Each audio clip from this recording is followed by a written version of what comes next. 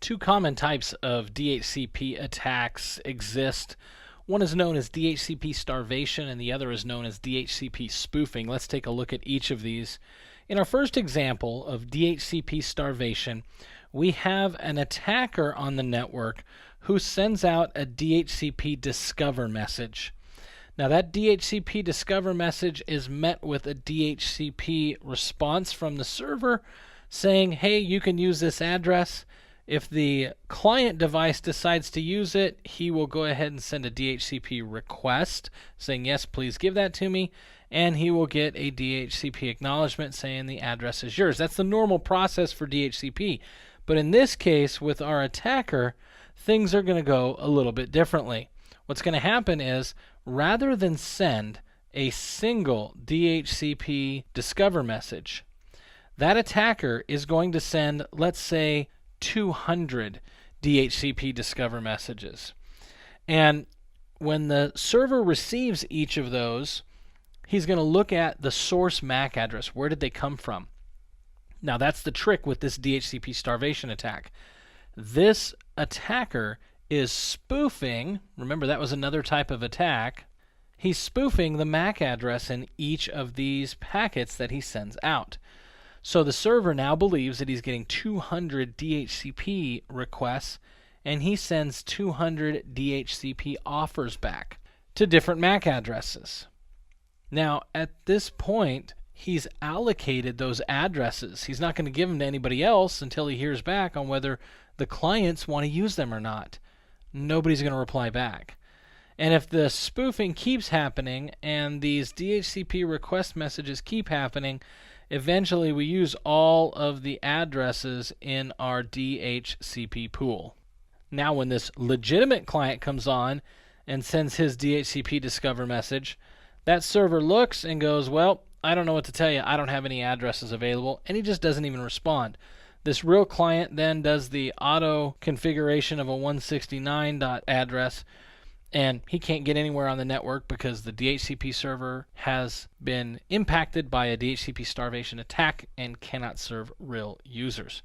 Now the other type of attack that we see is a DHCP spoofing attack.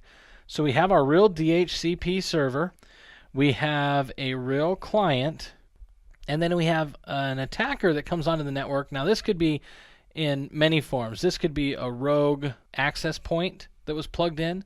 This could be someone running Kali Linux. This could be a router, a little home router that somebody brought in and plugged into the port at their desk. And so what happens is the client sends out a DHCP discover message. Well, before that message, which is a broadcast, could even make it to the DHCP server, this rogue sees it, because the rules on a switch are, if it's a broadcast, I flood it out of every port except the one it came in on. So what happens is this rogue DHCP server replies back, and the client takes that address, sends a DHCP request, and the DHCP ACK comes back. Now the client has an IP that's not really part of our IP subnet. Well, who's his default gateway? Well, you guessed it, it's this attacker right here. So now what happens? Well, again, just follow the process of the attack now. The client sends traffic to the gateway. It goes to the attacker. The attacker is using Wireshark or TCP dump or Jack the Ripper or whatever other application this attacker might decide to use to capture those packets and store them. But at the same time, he forwards that onto his default gateway, who can then forward that traffic on out to the internet or wherever else it may be going. The client has no idea that he's now part of another kind of attack. Now, do you remember what that attack was called? If you're thinking man in the middle, you're correct. So DHCP spoofing attacks spoof that DHCP server and end up leading to man in the middle attacks.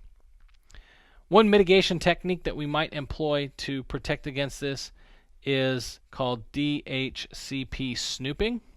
This is a feature for Cisco switches. What we do is we set up DHCP snooping on a per VLAN basis. So let's say that these users here are on VLAN 10. Then what we're going to do is we're going to say that we want to do DHCP snooping on VLAN 10. And once we've enabled it, we have to tell it which port we trust to receive DHCP responses from. The other ports will be untrusted. So when this client sends out that DHCP request message, the DHCP discover, when that rogue DHCP server gets it and he replies back, that port is not going to forward it because it's untrusted. Additionally, we can configure rate limiting on a port, which will prevent that attacker from initiating a DHCP starvation attack. He won't be able to initiate enough DHCP requests to starve out the address pool. So again, DHCP snooping is the method on our Cisco switches that we would use to mitigate against these attacks. But those are our two attacks, DHCP spoofing and DHCP starvation.